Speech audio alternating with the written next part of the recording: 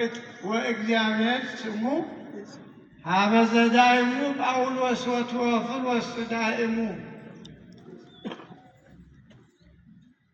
ጊሜ ጠለ ክረምት ጳውሎስ ዘያለቀልቃ ለሮሜ ተስበ ሀበዘ ተስበ ቴዎፍሎስ ጊሜ ጊዜ ወርሃ ክረምት ጳውሎስን ተቦ በርተሎሜዎስ ልምላሜ።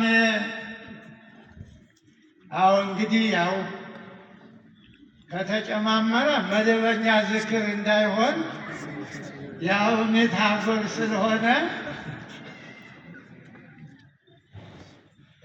እንግዲህ መቼም እንደ ብፁዕ ወቅዱስ አቡነ ጳውሎስ በምድር ላይ ስራው የተቃናለት ራእዩ እስከ መጨረሻው ግብ የመጣለት ለቤተ ክርስቲያን የኖረ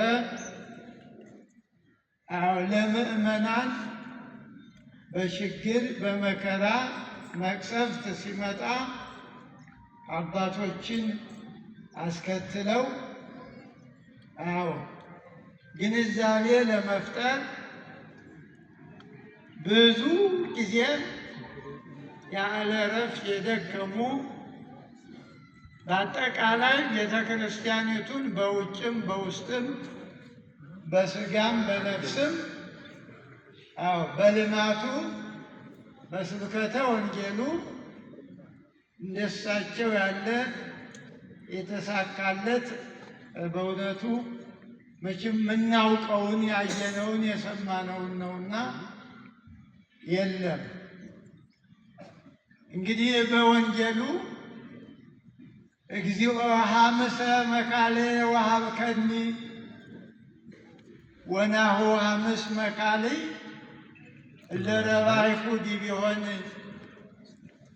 እነሆ 5 መክሊቶችን ሰጥተኸኝ ነበር፣ በእነሱ ላይ ሌሎችን 5ቱን መክሊቶችን ጨምሬ 10 አድርጌ አምጥቻለሁ ብሏል ያ ታማኙ አገልጋይ።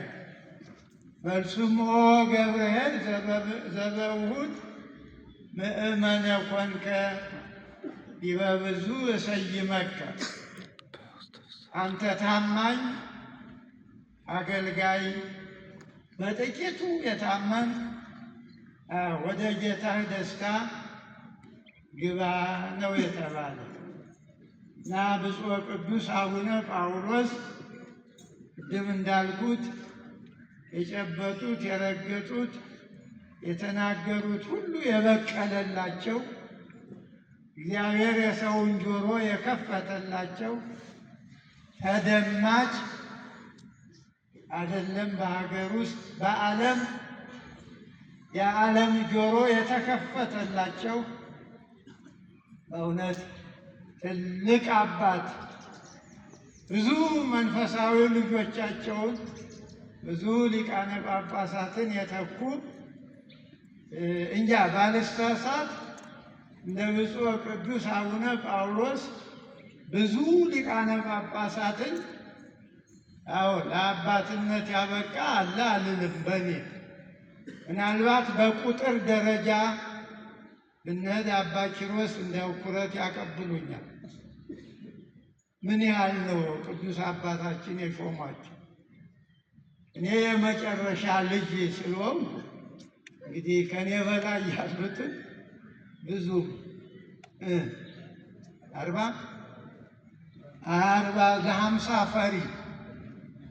50 ፈሪ 49 50 ፈሪ ማለት አንድ የጎደለው ማለት ነው እንጂ 50 ፈሪ ነው ማለት አይደለም።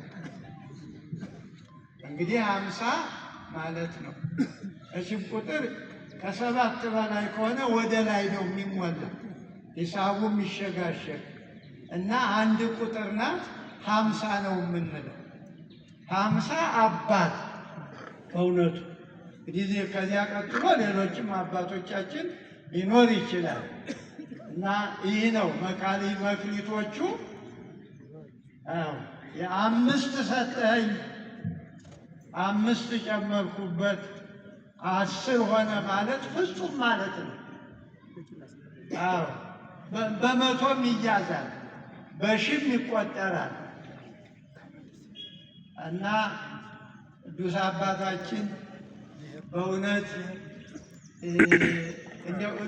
እግዚአብሔር በዚህ በዮሐንስ 10 ወዘሰንተ አንቀጽ የበጉ ኖላዊ አባግዕ ውእቱ፣ በበሩ የገባ የበግ እረኛ ነው።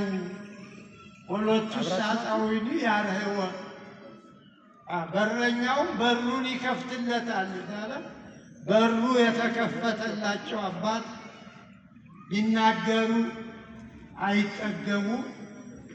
በእውነት የሰሚው ጆሮ እንደተንጠለጠለ ነው የሚያበቁት። ይሴኒ ላህዩ ሙሉ ደይጓ ለሚያበቁ ስነ ትምህርታቸው ስነ